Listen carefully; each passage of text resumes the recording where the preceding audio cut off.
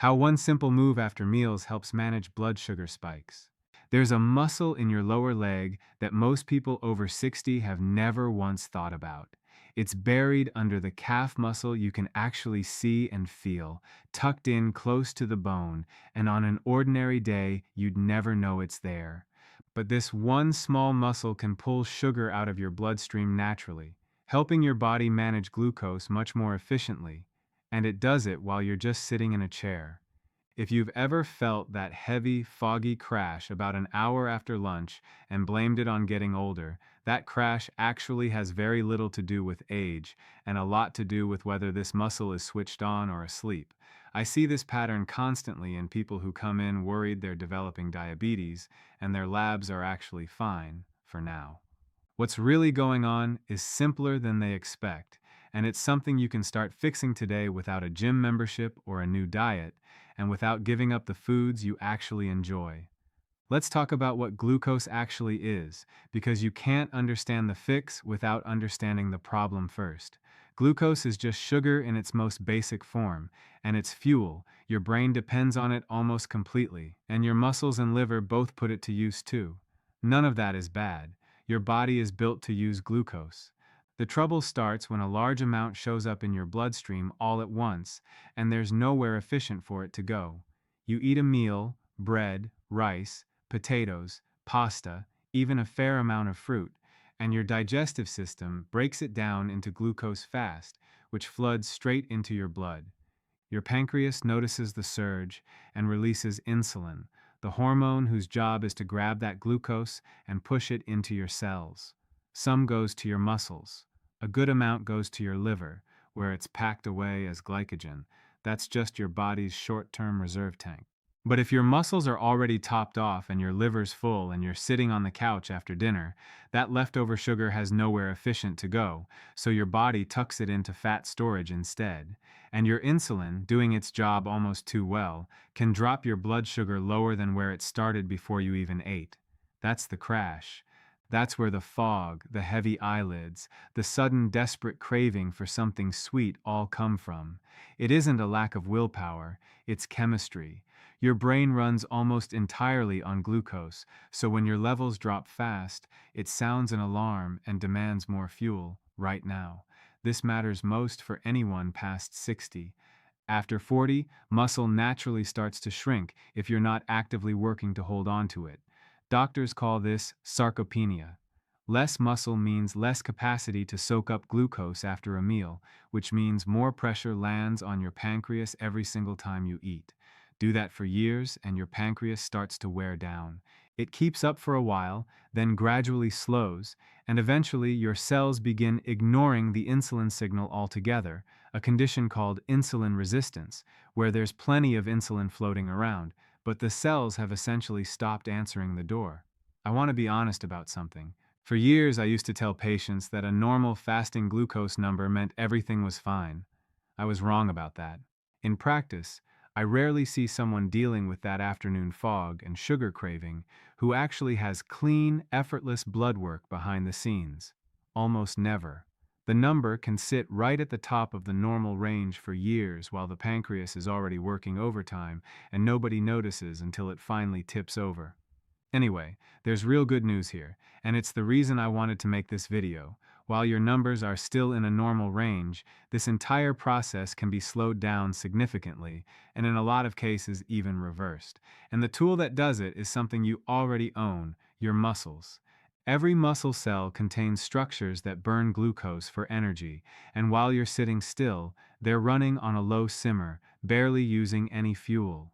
But the moment a muscle contracts, that changes fast. Normally, glucose needs insulin to get into a cell. Think of it as needing permission to enter, but a working muscle opens its own separate door. No permission required, no insulin necessary. Glucose moves straight from your blood into that muscle, your pancreas barely has to get involved, and the whole spike and crash cycle never really gets going. This is why the 90 minutes right after a meal matter so much. That's the exact window when glucose is rising, and it's the window where your muscles can grab it directly, before it gets stored as fat, and before your pancreas has to fire off another big round of insulin. I keep coming back to this point actually because it reframes that whole afternoon fog we talked about earlier. It was never really about your age. It was about what your muscles were doing or not doing in that window right after eating. So, which muscle does this job best? That brings us back to the one hiding in your calf. Underneath the muscle you can see and feel sits a deeper one, the soleus, and pound for pound, nothing else in your body pulls glucose out of your blood quite like it does. Researchers at the University of Houston studied this directly, and the results, published in the journal iScience in 2022, surprised even the scientists running the study. Volunteers sat in a chair after eating and simply lifted and lowered their heels, toes staying flat on the floor the whole time, the kind of movement you could do at your desk or on the couch, without anyone around you even noticing. The researchers found a meaningful drop in the after-meal blood sugar spike, along with a notable drop in insulin release, meaning the pancreas didn't have to work nearly as hard. You can actually try this right now. Feet flat on the floor, toes pressed down, heels lifting up slowly and lowering back down, no rush, no strain. 10 to 15 minutes of that after a meal is enough to make a measurable difference. Simple as that. The soleus is the most efficient single tool, but it isn't the only one, and involving more muscle groups after a meal only helps more. A short walk works well too. In one study, people who took a 10-minute easy-paced walk after eating saw a noticeably lower blood sugar peak than the group who sat still. 10 minutes.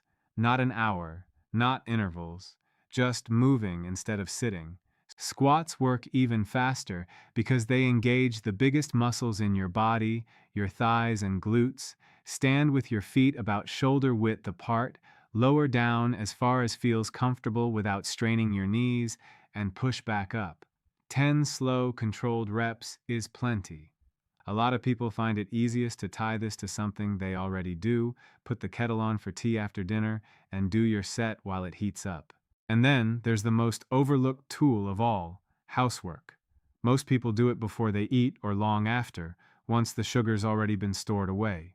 Doing it right after a meal instead, standing at the sink, washing dishes, or moving around wiping counters and tidying up, does a similar job for your glucose as a short walk.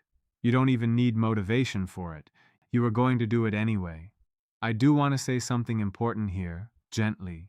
If you've spent years feeling tired, foggy, or hungry again an hour after eating and been told it's just part of getting older, that's not carelessness on your part, and it's genuinely unfair how often this gets brushed aside instead of explained. This isn't about blame. It's about understanding what's actually happening so you can do something about it. Something I see often is people waiting until a diagnosis shows up before changing anything, because on paper, their labs still look technically fine. That's exactly the window where change is easiest.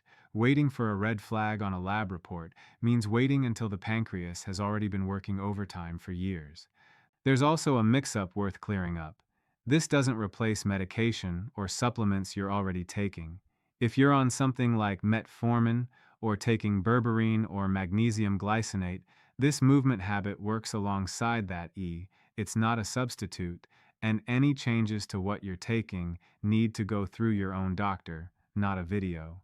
So if you take just one thing away from this video, let it be this. That fog and crash after eating isn't a character flaw, and it isn't just age catching up with you. It's your muscles sitting idle when they could be doing real work. 15 minutes of movement after a meal, whether that's heel raises in your chair, a short walk, a few squats, or just doing the dishes standing up, gives your pancreas a break it's been needing for years. Do it consistently, and the difference shows up fast. Clearer afternoons and steadier energy, with those cravings finally losing their grip. Everything in this video is for educational purposes only. Always consult your doctor or healthcare provider before making any changes to your health routine. If this was helpful, give it a thumbs up, drop a comment with your question, and subscribe if you want more like this.